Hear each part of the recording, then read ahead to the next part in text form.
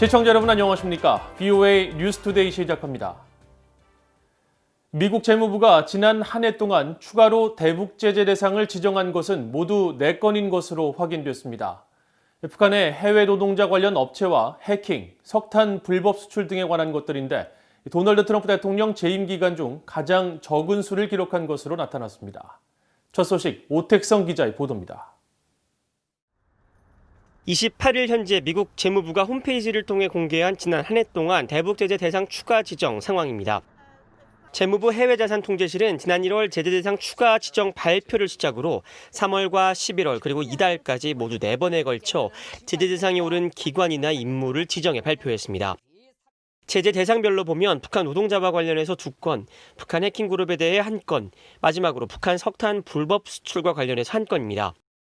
해외 파견 북한 노동자 문제와 관련한 제재 대상 지정은 1월과 11월에 2차례로 각각 이루어졌습니다. 1월에는 북한 남방무역회사와 중국 베이징 숙박소가 북한 해외 파견 노동자 승무원과 관련한 제재 위반 혐의로 제재 대상에 올랐고 11월에는 러시아에서 운영 중인 조선철산종합무역과 러시아 건설회사인 몽란 LLC가 북한의 강제 노동 수출에 관여한 혐의로 제재 대상에 추가됐습니다. 사이버 분야에서는 지난 3월 북한 해킹 그룹으로 알려진 라자루스 그룹이 탈취한 암호화폐에 돈 세탁이 연루된 중국 국적자 2명이 제재 대상으로 지정됐습니다. 마지막으로 재무부는 이달 각각 북한과 중국, 영국 등지에 본부를 두고 있는 해운업체 6곳에 대해 북한 불법 석탄 수출에 관여한 혐의로 제재 대상에 추가했습니다. 제이슨 바틀렛 친미국 안보센터 연구원은 28일 VOA에 재무부의 제재 대상 지정은 북한의 자금 활동을 막기 위해 현재 미국이 어느 분야에 집중하고 있는지를 보여준다고 설명했습니다. Because those illicit proliferation finance activities are directly linked to North Korea's sanction evasion tactics, which benefits its nuclear and ballistic missile development program. 재무부 발표 내용을 종합하면 개인 2명, 기관 10곳이 올 한 해 제재 대상 목록에 추가로 올랐는데 이는 도널드 트럼프 대통령의 지난 4년 재임 기간 동안 가장 적은 수입니다. 앞선 2017년에는 9건, 2018년에는 12건의 제재 대상을 발표해 각각 130개 이상의 인물과 기관 등이 제재 대상에 올랐었고 지난해에는 5건, 약 40개의 기관과 인물 등이 제재 대상에 추가됐습니다. 브루스 클링너 헤리티지 재단 선임연구원은 트럼프 행정부가 최대 압박을 강조했지만 실제로 이를 행동에 옮기지는 않았다고 지적했습니다. The Trump administration brags about having maximum pressure, but it's never been maximum. He announced there were 300 North Korean entities, and that would be violating U.S. law in U.S. financial system. The Trump administration has willingly turned a blind eye to by not enforcing our own laws. 올 한 해 재무부의 추가 제재 대상 지정을 합쳐 지금까지 전체 재무부 제재 대상에 오른 개인과 기관은 약 490곳입니다. 재무부는 이들과의 거래를 금지하고 거래 사실이 적발될 경우 추가 제재 대상에 오를 수 있다고 경고했습니다. VOA 뉴스 오택성입니다. 2020년은 미국 의회에서 미한 동맹의 중요성을 강조하는 움직임이 두드러진 해였습니다. 한국전쟁 발발 70주년을 맞은 해인데다 동맹에 대한 도널드 트럼프 대통령의 비판적 인식과 중국의 부상 등 여러 요인이 배경으로 작용했습니다. 이조은 기자가 취재했습니다. 미국 상원과 하원에서 발의된 지난 한 해 한반도 관련 안건들 가운데 미한 동맹에 관한 법안과 결의안은 모두 5건이었습니다.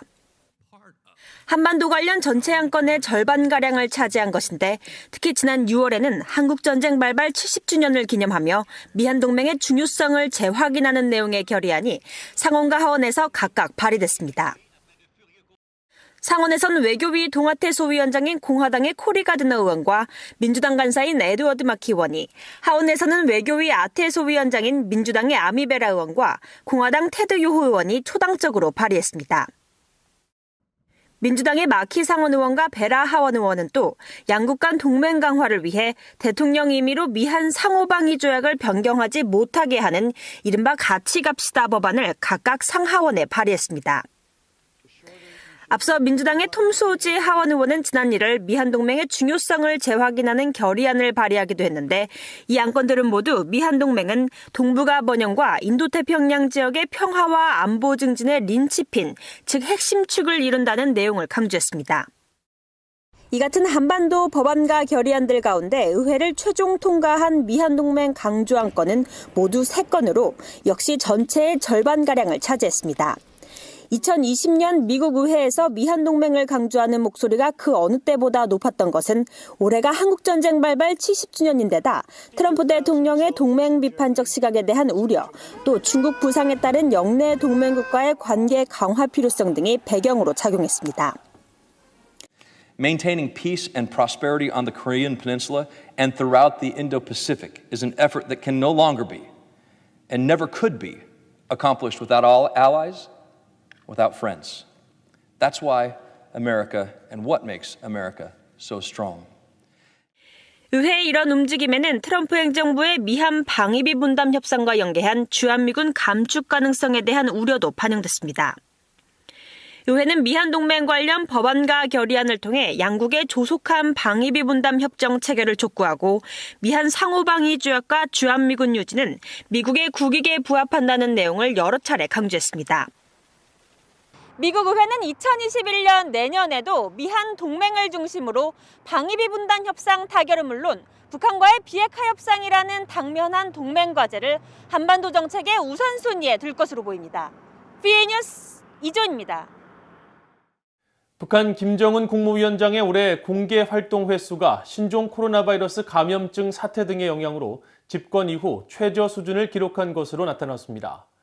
한국의 민간 연구기관인 세종연구소가 최근 발표한 2020년 김정은 위원장 공개 활동의 특징과 함의에 따르면 올해 북한 매체를 통해 확인된 김 위원장의 공개 활동은 53회에 그쳐 2012년 집권 이후 역대 최저를 기록했습니다.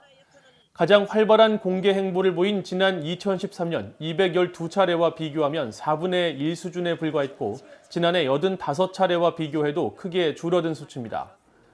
보고서를 작성한 최은주 세종연구소 연구위원은 신종 코로나 바이러스 감염증 확산 등 경제 외적인 변수로 인해 김 위원장이 공개 활동을 줄이고 회의 주제를 통한 실태 파악 등을 대신했기 때문으로 분석했습니다. 전문가들은 신종 코로나 바이러스에 더해 핵과 미사일 개발에 따른 국제사회의 대북 제재, 대규모 자연재해 등 3중고가 겹치면서 김 위원장이 공개 활동을 할 만한 장소나 명분을 찾기가 어려웠을 것이라며 미국 대선 국면에서 군사 행보를 자제한 측면도 있어 보인다고 설명했습니다.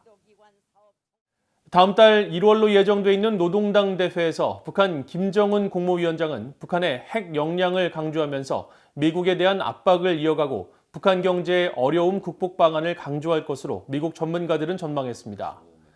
브루스 베넷 랜드 연구소 선임 연구원은 28일 VOA와의 전화통화에서 김정은 위원장이 현재까지 스스로 성공했다고 주장할 수 있는 부분은 핵무기 개발 역량밖에 없다면서 다음 달 1월 노동당 제8차 대회에서 이 부분을 강조할 것으로 내다봤습니다.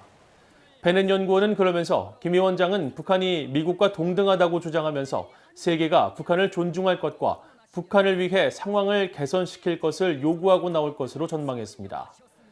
데이비드 맥스웰 민주주의 수호재단 선임연구원은 지난 10월 10일 당 창설 기념 열병식 때 신형 대륙간 탄도미사일 ICBM과 잠수함 발사 탄도미사일 SLBM 등을 선보인 것을 근거로 북한은 다음 달 당대회에서 미국 압박 자세를 취할 것으로 예상했습니다. 북한은 성탄절 기념 등 종교적 행위 자체를 범죄시하는 최악의 종교 박해국 5개 나라 가운데 하나라고 국제 기독교 선교단체가 지적했습니다.